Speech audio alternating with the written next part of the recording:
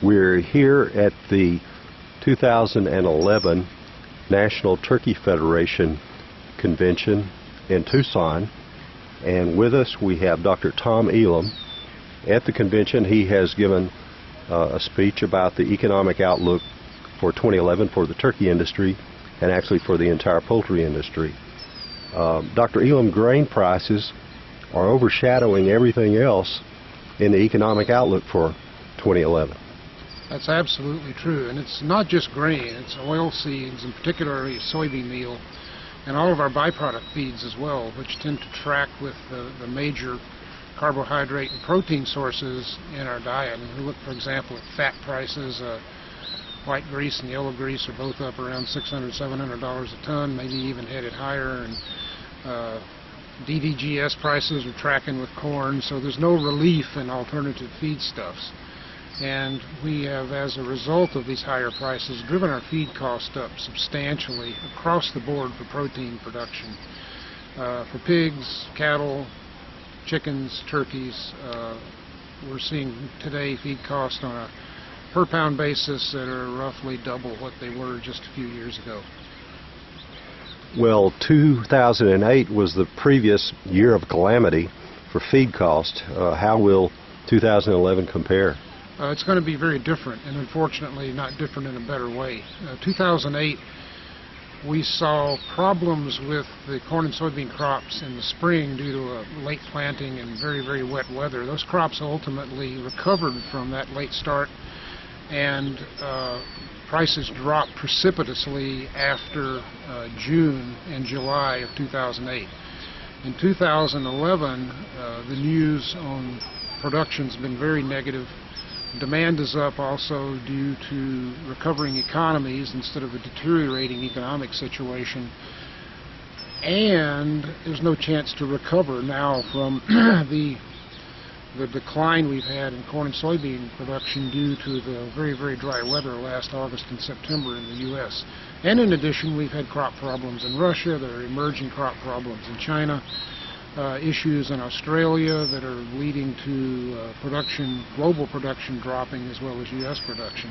So now, instead of seeing a rally and then a major decline in prices, it appears that prices will remain high and volatile for all of 2011 for all of our feed ingredients. Well, what is your forecast for corn and soy prices in the coming year? Well, high and volatile. I mean, it's at this point, I don't know of any analysts that are really comfortable with quoting a precise price for either corn or soybean meal or DDGS or any of the other major feed ingredients that track with carbohydrate and protein values as determined in the global marketplace. The range I've put on corn for this year is pretty wide. Cash corn basis Central Illinois somewhere between a low of 5 and a high of 7. Soybean meal between $325 and $450 a ton.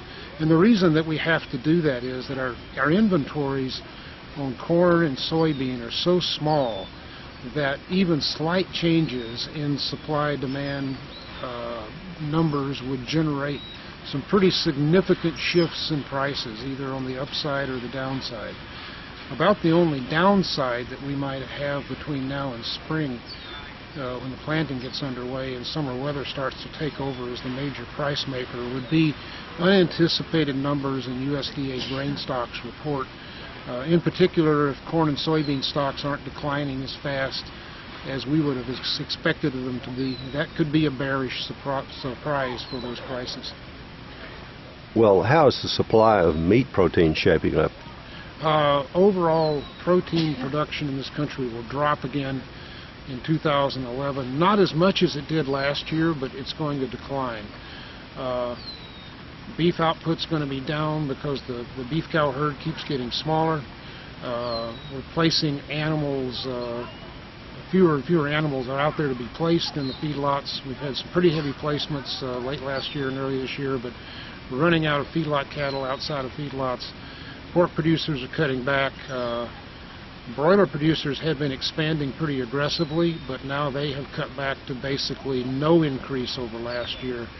and turkey producers are in the process probably of cutting back on their production. So I'm expecting to see total meat production down somewhat, not 1 or 2% for 2011, but because our exports are doing pretty well, we're probably going to see per capita total protein consumption in the United States drop for the 4th straight year in a row, which is an all-time record.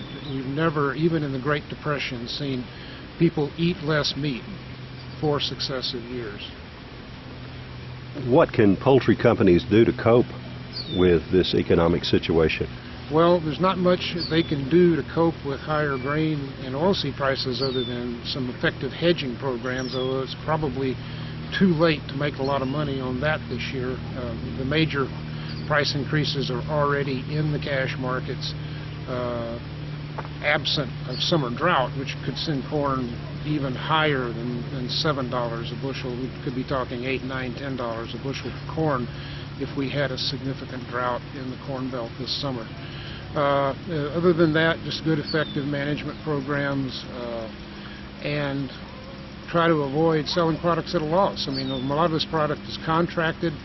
People need to look very, very carefully at their cost of producing live animals and what it costs to transform those into products that their customers want, and they need to be looking at contract prices that will at least cover their cost before they produce product. In other words, try to avoid selling on the spot market and try to sell as much as you can at contracted prices that will at least recover your cost.